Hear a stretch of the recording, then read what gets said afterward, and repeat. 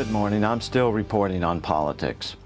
Welcome to the Utah primary/caucus, the land of Mitt Romney and Glenn Beck. I've always followed elections closely, so my wife went to bed and I stuck it out waiting for the Utah returns. But since midnight, I had noticed that Utah numbers had been stuck on only 2% of the precincts reporting.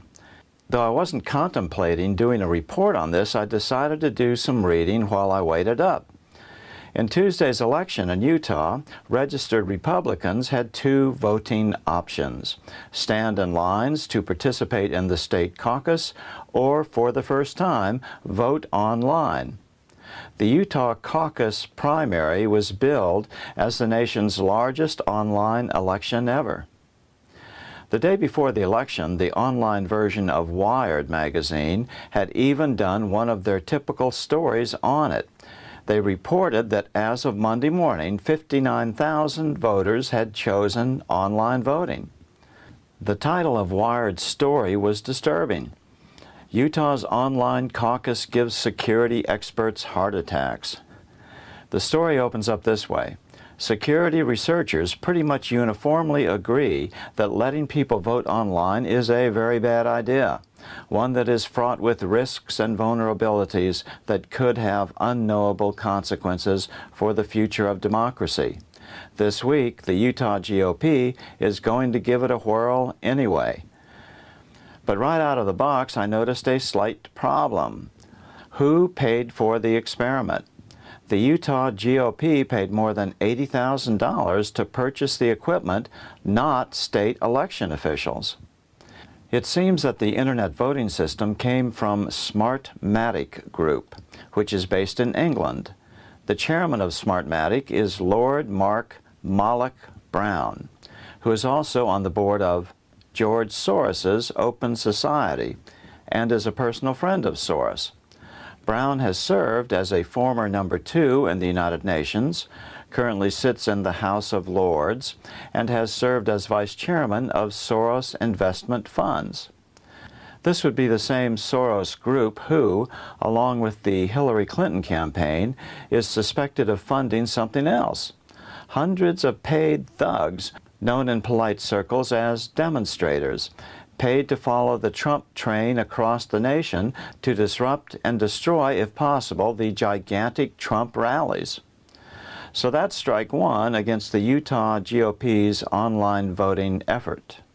Strike two is that President Obama is a big fan of online voting.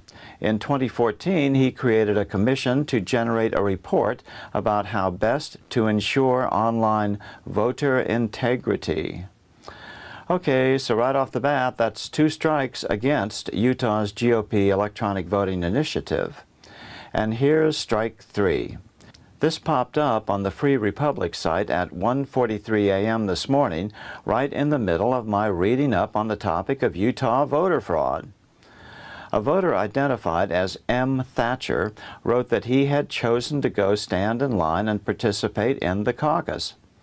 He was able to enter the caucus room with no checking credentials, IDs, nothing. The presidential ballots were then passed out on a take one and pass it down system. Thatcher was sitting on the end of his row, and so he ended up with extras. I literally had over 50 ballots in my hand. He photographed some of them. We were told to mark our vote and place our ballot in a tin can. They then asked for a volunteer to hold the can. At this point, most people filed out the door. I cast one vote, then stuck around to see what would happen with the votes.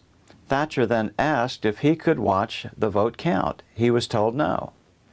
So he left the room and wandered over to check his friend's precinct caucus to see if it was as disorganized.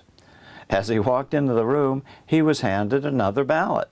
Again, no credential check, no ID check, nothing.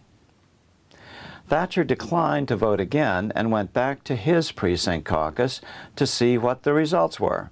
74% Cruz, 14% Trump, 11% Kasich. As he left the building, Thatcher overheard results coming back from other precincts.